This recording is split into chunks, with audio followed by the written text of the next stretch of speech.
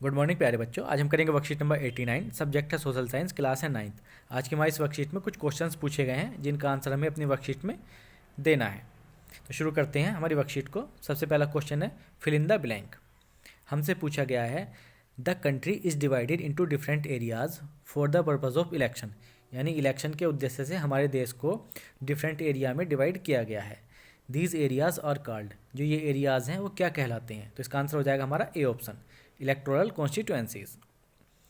Next question है हमारा in how many constituencies have the country been divided for Lok Sabha elections. यानी Lok Sabha elections के लिए हमारे देश को कितनी कॉन्स्टिट्यूएंसी में डिवाइड किया गया है? तो इसका आंसर है सी ऑप्शन, 543। हमारे देश के अंदर जो लोकसभा की कॉन्स्टिट्यूएंसी है 543, इतने पर इलेक्शंस होते हैं। नेक्स्ट क्वेश्चन है हमारा what is A nomination form. तो इसका आंसर हो जाएगा every candidate who wants to contest elections has to fill a form to give the necessary information about himself is called nomination form। यानी जो भी candidate होते हैं जो इलेक्शन लड़ना चाहते हैं उन्हें एक फॉर्म भरना होता है जिसके अंदर उन्हें अपनी नेसेसरी इन्फॉर्मेशन जो है वो देनी होती है, ठीक है, सारी। तो उसी फॉर्म को बोलते हैं नॉमिनेशन फॉर्म। नेक्स्ट क्वेश्चन है हमारा in order to contest Lok Sabha elections एक candidate must be at least dash year of age. Candidate की एज पूछी गई है, उस कैंडिडेट की एज जो लोकसभा इलेक्शन लड़ना चाहता है, यानी कितनी कम से कम कितनी एज का जो कैंडिडेट है वो लोकसभा इलेक्शन लड़ सकता है। तो है 25 ईयर्स, यहाँ पे हम 25 ईयर्स लिख देंगे। नेक्स्ट है हमारा the prescribed age for enrolment in voter list is. यानी वोटर लिस्ट में एनरोल होने की कम से कम एज कितनी है? तो 18 साल। 18 साल या उससे अधिक का प्रत्येक भारतीय व्यक्ति वोटर लिस्ट में जो है एनरोल हो सकता है। फिर नेक्स्ट है हमारा answer the questions by reading the given paragraph. हमें एक पैराग्राफ दिया गया है, उसे हमें रीड करना है, फिर हमारे दो क्वेश्चंस दिए गए हैं, उनका आंसर हमें देना है। तो सबसे पहले हम पैराग्राफ को अपने को रीड कर लेते हैं।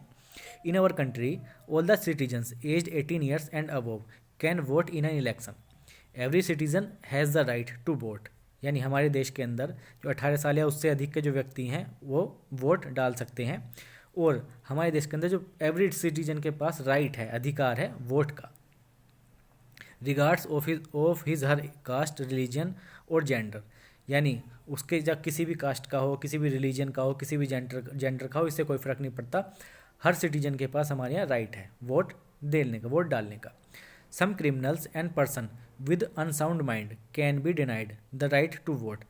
कुछ केसेस में, बहुत ही ऐसे बहुत रेयर केसेस होते हैं जिसमें जो क्रिमिनल्स होते हैं, कुछ बहुत बड़ा क्रिमिनल है या फिर जो पर्सन है थोड़ा मंद बुद्धि है या कुछ दिमाग से थोड़ा कम है, उन लोगों को वोट डालने से मना किया जा सकता है, but only in real situations. केवल रियल सिचुएशन में ही ऐसा किया जा सकता है।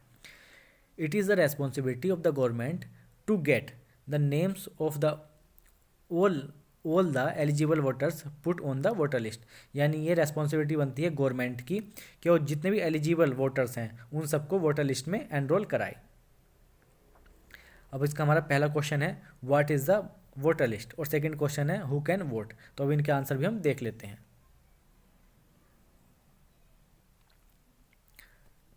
फर्स्ट क्वेश्चन था हमारा पैराग्राफ का what is a voter list. तो इसका आंसर हो जाएगा the list of all the persons who are eligible to vote in the election is called a voter list. Next question हमारा हु कैन वोट। तो इसका answer हो जाएगा all citizens of 18 years and above can vote in our country. Next हमारा next question देखेंगे what is the difference between a constituency and A reserved constituency. हमें constituency और reserved constituency में difference बताना है।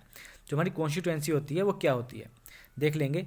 For the purpose of elections the country is divided into several regions, these are called constituencies. ठीक है, constituencies जो होती हैं वो जो इलेक्शन के पर्पज़ से हमारे देश में को बहुत छोटे छोटे मतलब कई सारे एरियाज़ में, रीजन्स में डिवाइड किया गया है, वो सारे क्या कहलाते हैं? कॉन्स्टिट्यूएंसी कहलाते हैं। फिर है रिजर्व्ड कॉन्स्टिट्यूएंसी।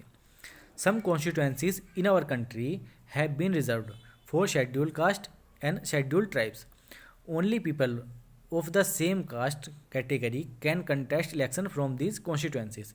यानी जो हमारी रिजर्व कॉन्स्टिट्यूएंसी हैं ये रिजर्व की गई हैं हमारे देश के अंदर, किसके लिए? शेड्यूल्ड कास्ट के लिए और शेड्यूल्ड ट्राइब्स के लिए, एससी और एसटी के लिए कुछ कॉन्स्टिट्यूएंसी को रिजर्व किया गया है। और यहाँ से केवल SC या ST के ही जो लोग हैं वो इलेक्शन लड़ सकते हैं रिजर्व्ड कॉन्स्टिट्यूएंसी से। तो ये इन दोनों में अंतर है। नेक्स्ट क्वेश्चन है हमारा, according to you what qualities should have a candidate who is contesting elections. तो इसका आंसर हो जाएगा the candidate contesting elections should have the following qualities. कौन कौन सी क्वालिटी होनी चाहिए? He should be educated, must be honest, should be a sense of selfless social service. ठीक है, ये उसमें सेंस भी होना चाहिए, बहुत ज़रूरी है। उसके बाद should be A sociable nature, उसका जो नेचर है वो सोशिएबल होना चाहिए। तो ये सारी क्वालिटीज़ होनी चाहिए हमारे अकॉर्डिंग एक कैंडिडेट के अंदर। नेक्स्ट क्वेश्चन है हमारा, what are the steps of election campaign process. तो इलेक्शन कैंपेन प्रोसेस के क्या क्या स्टेप होते हैं हमसे पूछा गया है। इसका आंसर हो जाएगा there are many steps of election campaign process. कौन कौन से होते हैं? सबसे पहले कैंडिडेट कॉन्टैक्ट्स वोटर्स। जब इलेक्शन कैंपेन शुरू होता है तो उसमें जो कैंडिडेट्स होते हैं वो वोटर्स से अब कॉन्टैक्ट करना शुरू करते हैं और इलेक्शन की जो मीटिंग होती हैं वो शुरू हो जाती हैं। Election meetings take place. उसके बाद है news and debates related to elections take place on newspaper and TV channels.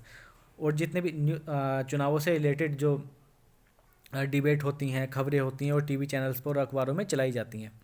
Political parties focus people's attention on a big issues. और जो पॉलिटिकल पार्टी होती हैं वो लोगों का ध्यान जो केंद्रित करती हैं बिग इशूज़, जो बड़े बड़े इशू होते हैं उन पर ध्यान केंद्रित करती हैं। तो इस तरीके से इलेक्शन कैंपेन के ये स्टेप्स होते हैं उसके प्रोसेस के। नेक्स्ट है हमारा, how can you contribute in choosing a good candidate.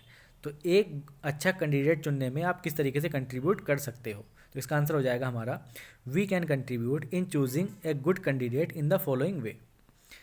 पहला है by selecting the candidate on the basis of education, merit and honesty.